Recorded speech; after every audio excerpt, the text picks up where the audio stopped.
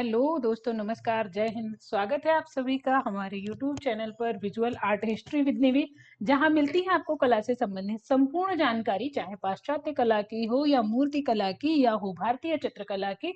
यहाँ पर आपको सारे जानकारी मिलती है। और आज की क्लास में, आज की वीडियो में हम बात करेंगे जगन्नाथ मुरलीधर अहिवासी की या जेएम अहिवासी की, जो बंगाल शैली के ही परंपरावादी चित्रकार हैं। जैसे पिछली वीडियो में हमने रविशंकर रावल की बात की थी, वैसे ही आज की वीडियो में हम जगन्नाथ मुरलीधर अहिवासी की बात करेंगे और उनके विषय में जानेंगे, उनके जीवन से संबंधित संपूर्ण जानकारी, उनकी कला, उनके चित्र, उनकी उपलब्धियां, उनको मिले हुए पुरस्कार, सारी जानकारी आज की वीडियो में आपको मिलने वाली है।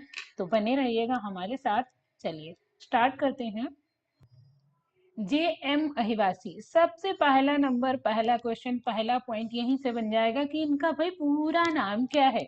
जे एम अहिवासी का पूरा नाम क्या है? तो आप याद रखिए, जगन्नाथ मुरलीधर अहिवासी। और बहुत सरल हो जाएगा आपको ये याद रखना।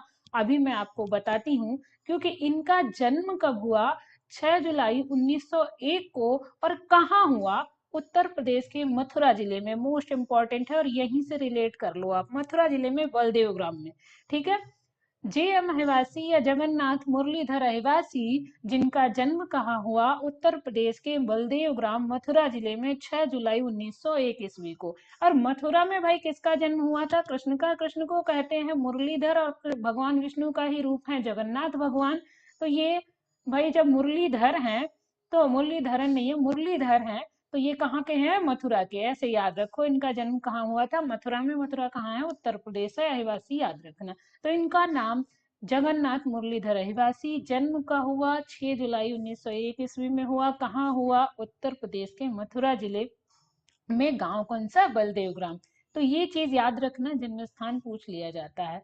इनकी शिक्षा, वैसे इनके पिता जो है, अभी आगे मैं बताऊंगी, इनके पिता एक अच्छे संगीतकार थे, जो कि गुजरात के मंदिर में गायन का कार्य करते थे, मतलब गाते थे। वो चाहते थे कि ये भी गायक बने, पर इनकी रुचि ही नहीं थी उधर। इन्हें गाना बजाना ज्यादा पसंद नहीं था। हालांकि कवि थे, हैं संगीतज्ञ भी, लेकिन इनका मन था कला की ओर। तो इनकी शिक्षा गुजरात में ही शुरुआती दिनों में हुई। उसके बाद इन्होंने जे स्कूल ऑफ आर्ट मुंबई से शिक्षा ली। मतलब जे स्कूल ऑफ आर्ट का पूरा नाम क्या है, पिछली वीडियो में मैंने आप लोगों को बता रखा है। तो आज आपको बताना है कि जे स्कूल ऑफ आर्ट मुंबई का नाम क्या है। कई बार पूरा नाम पेपर में पूछ लिया जाता है और आप वहां पर कंफ्यूज हो जाते हैं, तो आपको बताना है। इन्होंने एक शिक्षक के रूप में कहाँ काम किया? तो काशी विश्वविद्यालय में कार्य किया है। ठीक है, कहाँ काम किया है? काशी विश्वविद्यालय में इन्होंने काम किया है। और इनके पिता जो थे, मुरलीधर थे। जगन्नाथ इनका खुद का नाम, मुरलीधर इनके पिता का नाम, अहिवासी इनका सरनेम। तो जगन्नाथ मुरलीधर अहिवासी हो जाते हैं। तो इनके पिता का नाम क्या था?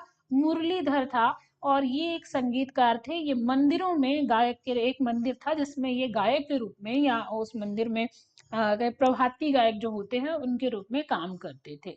जगन्नाथ मुरलीधर अहिवासी की मृत्यु कब हुई? तो 1974 ईस्वी में इनकी मृत्यु हुई। इन्होंने किन किन विधाओं में काम किया? अगला इंपॉर्टेंट क्वेश्चन, अगला इंपॉर्टेंट पॉइंट जो बनता है, इन्होंने किन किन विधाओं में काम किया? तो ये मुख्यतः भित्ति चित्रकार थे या म्यूरल चित्रकार थे, संगीतज्ञ या संगीतकार, या फिर कवि।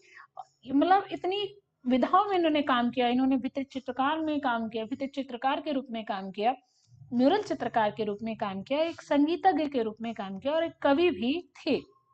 भाई कवि और संगीतज्ञ तो इनकी, हम कह सकते हैं, अनुवांशिकता रही। अनुवांशिक रूप में इनको इनके पिता से मिल गया, धरोहर के रूप में। और कला इन्होंने खुद से उसको सीखा, कला गुरुओं से मिले और वहां पर इन्होंने कला का अध्ययन किया। जे स्कूल ऑफ आर्ट मुंबई से इन्होंने कला के लिए शिक्षा ली। और इनको जब आप फोटो देखेंगे, यहाँ पर मैं आपको बताऊं, ये बहुत सादगी से रहते थे, बहुत सादे रूप में, और शुद्ध भारतीय परिधान पहनते थे। सिर पे एक साफा, कुर्ता, कुर्ते को ऊपर कोटी, और बढ़िया। जब ये अपने स्टूडेंट्स को सिखाते थे, तो वहां पर इनके क्लासरूम में जाने के लिए बच्चों को चप्पल उतार कर, बिछी हुई जो क्लासरूम में कालीन बिछी होती थी, उस पर बैठकर काम करना पड़ता था। और इनके ऐसे ही कुछ शिष्य थे जिन्होंने इसका विरोध किया कि नहीं भाई, हम कालीन पे बैठ के काम नहीं करेंगे, हमको चाहिए टेबल, हमको चाहिए चेयर। फिर धीरे धीरे इन चीजों का परिवर्तन होना शुरू हुआ, लेकिन इन्होंने बहुत ही भारतीय पारंपरिक रूप से चित्रण कार्य किया है, तो ये चीज आपको याद रखनी है। अब हम देखें कि इन्होंने भित्ति चित्र कहाँ कहाँ बनाए हैं, क्योंकि ये भित्ति चित्रकार प्रमुख रूप से थे। अब आपसे आ जाए कि ये प्रमुखता क्या थे, किस विधा में काम करते थे, एक पोर्ट्रेट आर्टिस्ट थे या व्यक्ति चित्रकार थे या चित्रकार थे या भित्ति चित्रकार थे, है ना, या मूर्तिकार थे, तो आप वहां पर भित्ति चित्रकार के रूप में इन्हें चुनेंगे। इन्होंने भित्ति चित्रों में जहां जहां काम किया, संसद भवन में इन्होंने भित्ति चित्र बनाए, राष्ट्रपति भवन में भित्ति चित्र बनाए और विधानसभा भवन में इन्होंने भित्ति चित्र बनाए हैं, और इतने अच्छे चित्र बनाए कि इनको इनके भित्ति चित्रों के लिए पुरस्कृत किया गया था। वो आगे आपको जानने को मिलेगा, अभी तो इनके चित्र देख लेते हैं। इनका बहुत इंपॉर्टेंट चित्र, मोस्ट इंपॉर्टेंट, आपको याद ही रखना है किसी भी कीमत पे, इसे भूलना नहीं है, मीरा का मेवाड़ त्याग या डिपार्चर ऑफ मीरा।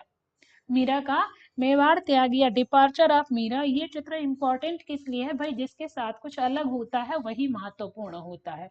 इनका यह चित्र यूनेस्को ने, यहाँ यूनेस्को लिख गया, यूनेस्को ने पूरे विश्व में प्रदर्शित किया, और जब ये चित्र पूरे विश्व में प्रदर्शित किया गया तो भाई भारत को भी उसकी कीमत पता चली, या हम कह सकते हैं उसका महत्व पता चला। तो भारत सरकार ने कहा कि जी भाई ये मेरे देश का चित्र है। भारत सरकार ने इस चित्र को खरीदा और इसे चीन को भेंट कर दिया। ठीक है, चीन को दे दिया, इसे खरीद कर इसे चीन को भेंट कर दिया, या पुरस्कार, या हम कह सकते हैं तोहफे के रूप में दे दिया। उस समय के प्रधानमंत्री जो थे या जिन्होंने इसे खरीदा था वो थे आपके जवाहरलाल नेहरू। उन्होंने ही इस चित्र को खरीदा था और भेंट कर दिया था, किसे, तो चीन को भेंट कर दिया था, ये याद रखिएगा। इनका अगला चित्र है मैया मैं नहीं माखन खायो, सूरदास की कविता से प्रेरित हुआ सा लगता है। भगवान कृष्ण का कान पकड़े माता यशोदा का चित्र इन्होंने बनाया है, मैया मैं नहीं माखन खायो। अगला इनका चित्र है चित्रलेखा, चित्र ही है चित्रलेखा, चित्रों का लेखा, अरे चित्रलेखा एक नायिका थी, उसका चित्र इन्होंने बनाया है। प्रेम संदेश, प्रेम संदेश भी इनका चित्र है। चित्रलेखा का नाम आप लोगों ने महाभारत में सुना होगा, और ऐसा माना जाता है कि महाभारत काल में वो ऐसी चित्रकार, इकलौती चित्रकार मानी जाती है चित्रलेखा, आपको याद होगा उस समय का। स्वामी हरिदास, इन्होंने बहुत अच्छा चित्र बनाया है स्वामी हरिदास का। चवर धारिणी, अब चवर धारिणी जब आप देखते हो तो कहीं ना कहीं आपको अजंता की याद आती है ना, चवर धारिणी। तो चवर धारिणी जो है वो इन्होंने अजंता के, एलोरा के, सॉरी अजंता के, बादामी के, बाघ की बहुत सारी गुफाओं के भित्ति चित्र बनाए हैं। इसी के कारण इनके चित्रों में कहीं ना कहीं वो पुट दिखाई देता है, आगे हम जानेंगे, पहले इनके चित्र देख लेते हैं। श्री कृष्ण का नामकरण, इंपॉर्टेंट चित्र है। संदेश, मोस्ट इंपॉर्टेंट, ये चित्र मैंने आप लोगों को कई बार दिखाया है। और इनका मेरे पिता, संदेश और मेरे पिता इनका छत्रपति शिवाजी संग्रहालय में संग्रहित है, ये आपको याद रखना है। ठीक है, चलिए आगे बढ़ते हैं। अब अगर हम अहिवासी जी के पुरस्कारों की बात करें, जब इतना काम इन्होंने किया तो इनको पुरस्कार भी मिले होंगे।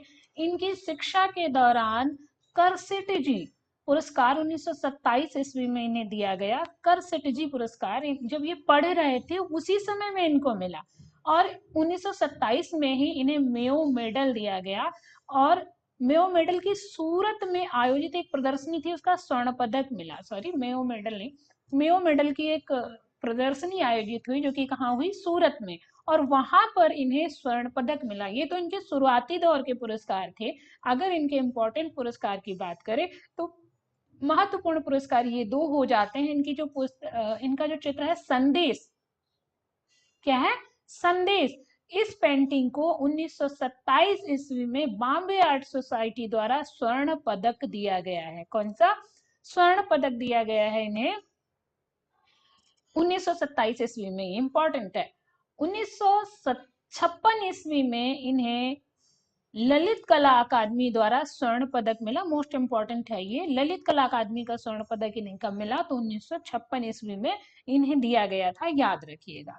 इनके प्रमुख शिष्यों की बात करें तो के हैबर, लक्ष्मण पै, अप्पा भाई अमलेलकर, दिनेश शाह, अब्दुल रहीम, ये इनके शिष्य हैं। अब चाहे इनके शिष्य पूछ लिए जाएं या के हैबर के गुरु पूछ लिए जाएं, या फिर लक्ष्मण पै के गुरु पूछ लिए जाएं, या अप्पा भाई अमलेलकर के गुरु पूछ लिए जाएं, या दिनेश शाह के या अब्दुल रहीम के, किसी के भी गुरु पूछे जाएं, सभी के गुरु कौन है? तो आपके जगन्नाथ मुरलीधर अहिवासी हैं। और इनका जन्म कहाँ हुआ था? तो आप लोगों को याद रखना है, मथुरा में हुआ था। ये चीजें आपको ध्यान रखनी है। अब यहाँ इनके द्वारा बनाया गया एक भित्ति चित्र दिखाया गया है जो इन्होंने बनाया, बहुत इंपॉर्टेंट।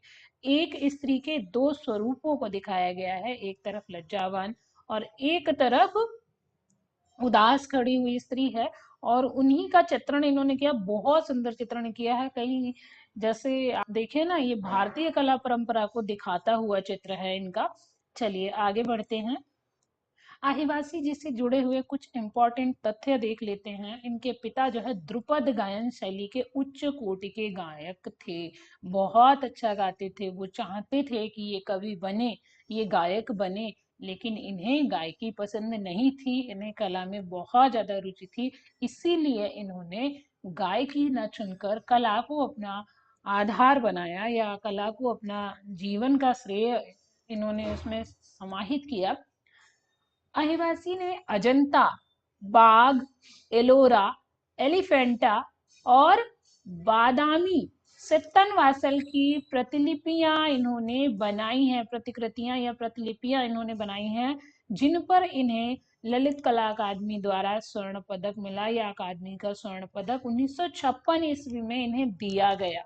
तो ये आपको याद रखना है, 1956 ईस्वी में इन्हें स्वर्ण पदक दिया गया था। ठीक है।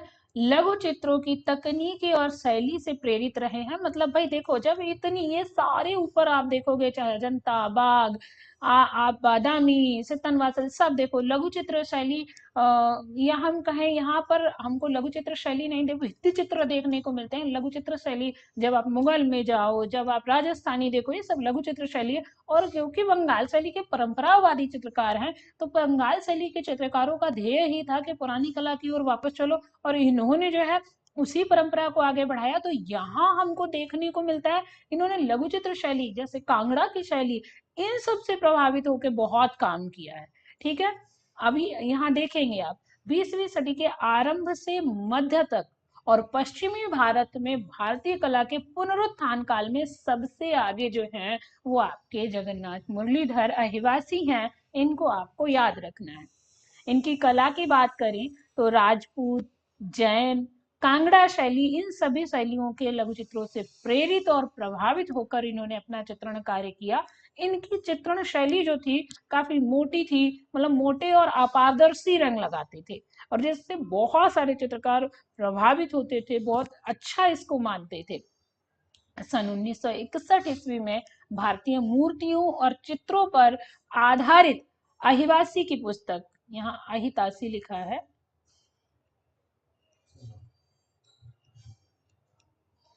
अहिवासी जी की पुस्तक जो थी रेखांजलि, कौन सी? रेखांजलि का जेवी नवल कंपनी द्वारा मुंबई में प्रकाशन करवाया गया। ये भी आपको याद रखना है। तो ये थे हमारे जगन्नाथ मुरलीधर अहिवासी, जिनके विषय में हमने आपको बताया। इनका एक चित्र भी देख लेते हैं।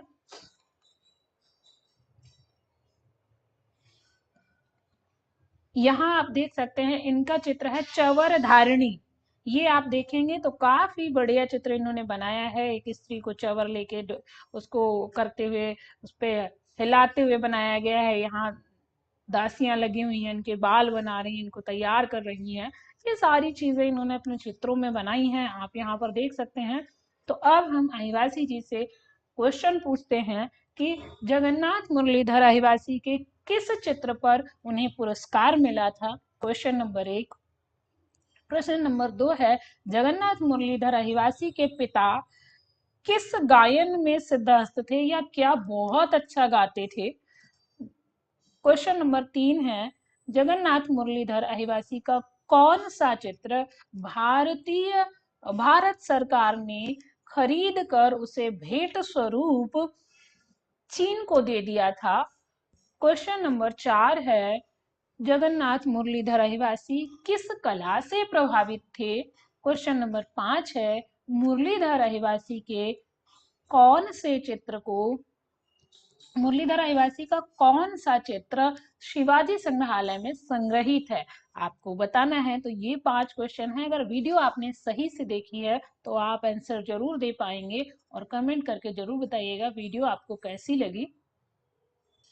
तो आज की वीडियो में बस इतना ही। मिलते हैं एक नई वीडियो में। तब तक के लिए स्वस्थ रहिए, व्यस्त रहिए, मस्त रहिए। और वीडियो अच्छी लगी हो तो वीडियो को लाइक कर दीजिए। अगर चैनल पर नए हैं तो सब्सक्राइब कर लीजिए, क्योंकि ऐसी ही वीडियोस आपको मिलती रहेंगी।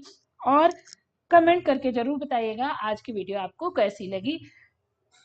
आपको इसकी पीडीएफ हमारे टेलीग्राम चैनल पर मिल जाएगी और चैनल का लिंक आपको कमेंट बॉक्स में मिल जाएगा। तब तक के लिए धन्यवाद। वीडियो देखने के लिए धन्यवाद। मिलते हैं एक नई वीडियो में। Thank you. Thanks for watching.